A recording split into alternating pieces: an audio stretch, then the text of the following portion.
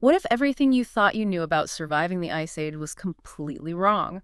What if our ancestors weren't just huddled in caves, barely scraping by, but actually thriving in ways that would make modern preppers, well, blush? And what if they even influenced the fate of other ancient human species in ways we're only just now uncovering? Welcome to the cool, weird, and possible. Today, we're embarking on a deep dive into some truly surprising secrets. Oh. Yeah, we're going to uncover how Homo sapiens, that's us, not only endured but actually flourished during the last ice age, how we became the incredibly adaptable species we are today. We're talking about far more than just, toughing it out. We'll explore their ingenious tools, their surprisingly complex social structures, and even the genetic legacies that helped them conquer what was really an alien world. Yeah, and to really set the scene, you need to picture an Earth profoundly different from anything we know today. We're talking about the last glacial period. That's a huge span of time, from about 120,000 to 11,500 years ago. At its peak, global temperatures plunged. I mean, imagine a world maybe 10 degrees Celsius colder than now, with these colossal ice sheets grinding across vast stretches of North America and Northern Europe, just enormous. Now remember, our species, Homo sapiens, we originally evolved in the warmth of tropical Africa. So for these early humans finding themselves navigating this alien frozen world, well, it was the ultimate test of survival. And what a world it was. Beyond the sheer cold, those massive ice sheets held so much of Earth's water that sea levels dropped, like dramatically. This created vast land bridges. The famous one is Beringia, connecting Siberia and Alaska, opened up crucial migration routes, obviously. But it wasn't just ice and rock. This landscape was shared with incredible megafauna. We're talking woolly mammoths, the enormous mastodons, those terrifying saber-toothed cats, creatures straight out of fantasy, really. Many of them, of course, now long gone. It sounds less like a survival story and more like a real-life monster movie. Seriously. I mean, how did our ancestors, who weren't exactly built like a T-Rex, right? How did they even begin to deal with giant beasts like that without being, well, utterly crushed? It's one thing to survive a cold snap, sure, but it's a totally different challenge to coexist with something that could flatten you with a single stomp. What was their primary strategy? How do they handle these immense threats? You've hit on the absolute core challenge there. They certainly couldn't rely on brute physical force. Not an option. Early hominins, unlike those megafauna, they lack natural defenses like massive claws or huge fangs. Their most powerful asset, their ultimate weapon, was their ingenuity, their brains. This reliance on intellect and innovation became the cornerstone of their survival. And it leads directly to their first major strategy, sophisticated toolmaking. And when we talk about tools, we're not just talking about simple chipped rocks, not at all. Recent discoveries in a South African cave have unearthed thousands of stone tools, some dating back about 20,000 years, and they revealed truly sophisticated fabrication techniques. What's absolutely fascinating here, really amazing, is that scientists weren't just looking at the finished blades. They focused on the core, that's the larger rock from which smaller tools were flaked off. By studying these cores, they didn't just see tools, they saw a kind of blueprint of ancient thought. It's incredible. It allowed them to deduce the specific methods and order of operations their makers used. It offers a direct glimpse into their problem-solving processes. The precision, the variety. It suggests these Paleolithic people weren't just making tools in isolation, they were actively sharing this advanced engineering knowledge, maybe even across different groups. It speaks to a profound collective intelligence. A blueprint of ancient thought. Wow, that's a powerful idea. So it wasn't just about individual breakthroughs, but this collective learning, passing down complex skills. You mentioned innovations. Were there any specific tool breakthroughs that really, truly revolutionized their approach to survival? Oh, absolutely. One standout is the burrin. It was essentially a rock chisel, a very specialized tool. Our ancestors used these to meticulously cut grooves and notches into durable materials like bone and antlers. And this allowed them to craft incredibly intricate lightweight spearheads, and even harpoon tips. This was groundbreaking because it marked one of the first instances of what we call compound tools, where different components like a spearhead and a shaft are detachable, interchangeable. And even more crucially, the burrin was one of the first tools developed exclusively for making other tools. Wait, a tool to make another tool. That's a level of meta-innovation we often don't attribute to ancient humans. It changes the whole narrative, doesn't it? From simple survival to genuine engineering. And speaking of narratives, okay, this is where it gets really interesting. Because for so long, we've had this image, right, Ice Age hunters, spears flying through the air, taking down massive prey with sheer force and bravery. But what if that was all wrong? What if the movies and, pop culture completely missed the point about how they really hunted? You're touching on a really recent and quite compelling theory from UC Berkeley that completely upends that traditional image. Yeah. While the common narrative depicts Clovis points, those meticulously crafted razor-sharp rock tips, as projectile spearheads, something you'd throw, new research suggests a different, far more strategic use. These points were likely used as planted pikes. So imagine hunters bracing the butt end of their spear against the ground, angling it upward, right? Aiming to impale a charging megafauna like a mammoth or mastodon. The sheer force and momentum of the animal itself would drive the spear deeper, allowing the tool tip to function almost like a modern-day hollow point bullet, inflicting significant internal damage. That completely flips the script. Planted pikes, not thrown spears. So if this theory is gaining traction, where did that persistent image of throwing spears even come from then? Was it just a sort of logical assumption that maybe turned out to be less efficient or even too risky? Largely, yes. The idea of throwing spears is intuitive. It makes for good visuals, right? But when you consider the realities of Ice Age life, the planted pike theory starts to make a lot more sense. Suitable rocks for those Clovis points. They were precious resources, often found hundreds of miles apart, incredibly valuable. And finding long, straight poles for the spear shafts wasn't exactly easy either in many environments. So it's highly probable they wouldn't risk throwing and potentially losing or damaging such vital tools. Especially when facing something as immense and dangerous as a mammoth, they needed a reliable method, something that maximized efficiency and minimized the loss of these precious resources. It really speaks to an advanced, almost engineered system thinking in these ancient humans. It's quite impressive. But survival wasn't just about sharp tools and clever hunting techniques, was it? Our ancestors also relied heavily on intangible yet equally powerful tools. Social connection, language, for instance, must have been absolutely crucial. It allowed for the fluid sharing of vital knowledge, everything from new technology and identifying edible plants to understanding complex animal migration patterns. This wasn't just casual chatter, it was literally a life-saving exchange of information day in, day out. Precisely. And beyond the practical information, symbolic activities played a huge role in forging a shared social identity and strengthening those crucial bonds. Rituals, personal adornments like beads, and especially art. Think of the vivid cave paintings at sites like Lascaux and Chauvet in France, some over 30,000 years old. They give us incredible insights into their symbolic and spiritual lives. These were likely used in communal rituals, storytelling, serving as a powerful cultural glue. And the discovery of bone flutes, like those found in Slovenia, indicates their capacity for music and cultural creativity. It demonstrates that art and complex cultural practices flourished even in these incredibly harsh conditions. So it wasn't just about surviving the cold and finding the next meal. It was about finding meaning, forming deep bonds, creating art, music. That seems incredibly human. It goes way beyond just biological necessity, doesn't it? How critical were these social connections, this social glue, in their overall success during the Ice Age? Did it give them a real, tangible advantage in such a tough environment? Well, absolutely. It gave them a clearer survival edge, no question. Living in larger, more connected groups provided crucial defenses against predators. Think group watch, warning calls. Simple but effective.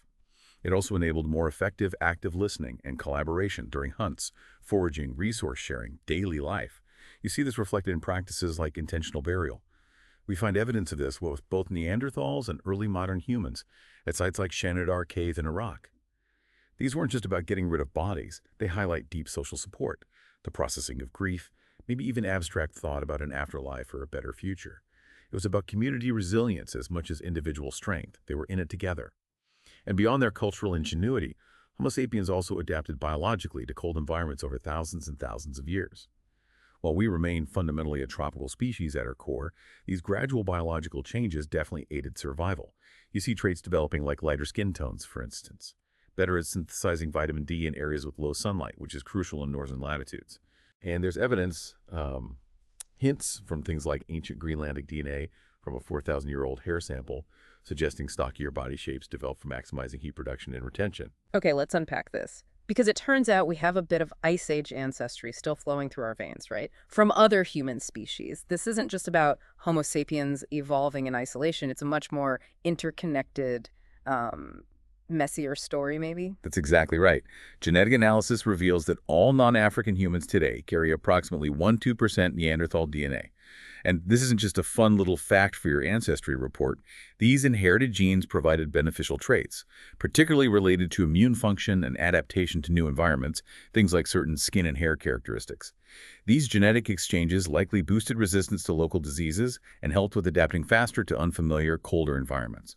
It certainly contributed to the survival and spread of our species. It's a living legacy of those ancient interactions right here inside us. Okay, so if they interbred with us and Neanderthals had already survived multiple ice ages themselves, they had this reputation for being incredibly tough and resilient. Why did they fade out while our ancestors thrived? Was it really just about better clothes? That seems too simple. Or is there a deeper, perhaps more unsettling reason behind their disappearance? It feels like there's a missing piece to that puzzle, you know? It's definitely one of history's great mysteries, and it's a very nuanced scientific discussion. There's certainly not a single silver bullet answer. Neanderthals were undeniably cold adapted. They were robust, incredibly strong. Estimates range from 1.3 to maybe 2 times stronger than modern humans. And they exhibited complex behaviors like tool innovation. They cared for their sick and elderly. They absolutely knew how to survive in cold climates. They did so for hundreds of thousands of years, far longer than Homo sapiens had been in Europe at that point. However, one prominent theory, often called the clothing theory, suggests Homo sapiens may have developed superior cold weather clothing. Think more tailored garments, perhaps using high quality, maybe even waterproof pelts, stitched together tightly with fine bone needles. This could have allowed for more efficient hunting and foraging over longer periods, even in the harshest weather, creating significant competitive advantage in just getting enough calories, an advantage that Neanderthals, with their likely more basic, perhaps drape-like or cape-like garments, couldn't match quite as effectively day after day. That's fascinating. Better gear giving a real edge. But if they were so advanced in their own right, and clothing was just one factor, what else could have contributed to their eventual disappearance, especially while Homo sapiens flourished? Was it simply a matter of who could adapt just that little bit faster or more effectively? Well, it was almost certainly far more complex than just clothing. Other contributing factors likely included things like Neanderthals' potentially higher calorie needs. Their robust physiology probably required more food energy, which would be a severe disadvantage during times of resource scarcity or rapid environmental change. A bigger engine needs more fuel. Population density also likely played a crucial role. Neanderthal groups seem to have been often smaller and more isolated. That makes them more vulnerable to localized problems, resource fluctuations, diseases, things that could potentially wipe out an entire community without nearby groups to help or repopulate. In contrast, Homo sapiens seem to have benefited from more effective cultural transmission of ideas, both within and between groups. Larger networks, maybe. This meant knowledge and innovations could spread more rapidly, fostering continuous innovation, allowing cultural and technological advancements to sort of snowball rather than potentially disappearing if one small group died out. So this dynamic, adaptable culture, combined with some genetic exchange, yes, but also competitive pressure for the same resources. It created a really complex interplay of factors that ultimately led to the different fates of these ancient human populations. It probably wasn't about one species winning over another in some direct conflict sense.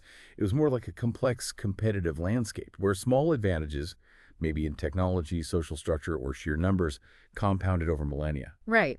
And this all brings us back to that overarching theme of resilience. Human evolution didn't happen in a stable, predictable world. Far from it. In fact, it occurred during one of Earth's most volatile eras of environmental change. You have to imagine the climate fluctuating wildly between wet and dry, warm and cold, not just over vast geological timescales, but sometimes within a single human lifetime or just a few centuries. Constant instability. Exactly. And this leads to what some researchers call the variability hypothesis. It's a really interesting idea. It suggests that humans evolved key adaptations not to thrive in one single static environment, like just the savanna or just the cold tundra, but to thrive amidst change itself. Think about that. The frequent disturbances, the constant environmental shift might have actually enhanced our ancestors' capacity to resist and recover from downturns. It wasn't about being perfectly suited for one specific climate, but about being flexible enough to adapt to any climate, or at least a wide range of them. Adaptability was the key trait. That's a powerful idea, evolving for change. But isn't constant change also incredibly difficult and, resource draining? That's Stressful. How did they manage to not just survive, but actually thrive in such volatility? What were the key adaptations that allowed them to turn constant disruption into an evolutionary edge? Excellent question. It seems to come down to a few key adaptations that really shone in variable conditions. Upright walking, bipedalism, for example. It allowed our ancestors to travel long distances efficiently across diverse and changing landscapes, letting them access new resources as conditions shifted. Mobility is key. Our versatile toolkit was also crucial. From basic hammerstones that could crush things as forcefully as an elephant's molar, to sharp-edged flakes that could cut finely. This flexibility enabled access to new kinds of food and materials as the environment demanded. You weren't locked into one food source. And of course, underpinning all of this was our evolving brain, its increasing capacity to process complex information, to learn from experience, to plan, and to forge new thoughts quickly. That truly made the difference between just surviving and eventually dominating, even in a wildly unpredictable world. And this inherent adaptability goes hand in hand with our species' pretty unique ability to actually alter our surroundings in significant ways. Through groundbreaking inventions like the control of fire, building sophisticated shelters, and eventually, much later, food cultivation and agriculture, humans actively started making their immediate environment more predictable and manageable, less subject to the whims of nature. This capacity to actively shape their world, rather than just passively react to it, reinforced their survival in what was, and let's face it, often still is, an incredibly unpredictable world. It's a testament to our species' ongoing innovation and our, well, unique relationship with our environment. So what does this all mean for us, the ultimate adapters, living right now in our own era of pretty rapid change? Yeah, it really makes you wonder, doesn't it? Hmm. If ancient humans could adapt to such extreme and unpredictable changes, facing down woolly mammoths with sheer ingenuity and building complex societies in frozen lands, what hidden reserves of resilience do we still possess? What untapped potential is just waiting, dormant, ready to be unlocked by the next big challenge we face as a species? Maybe the secrets to our future survival aren't just out there in new tech. Maybe they're buried deep in our ancient past, and not just in dusty old caves. Something to think about. Thank you for joining us on this deep dive. Don't forget to subscribe to Cool, Weird, and Possible wherever you listen to your deep dives.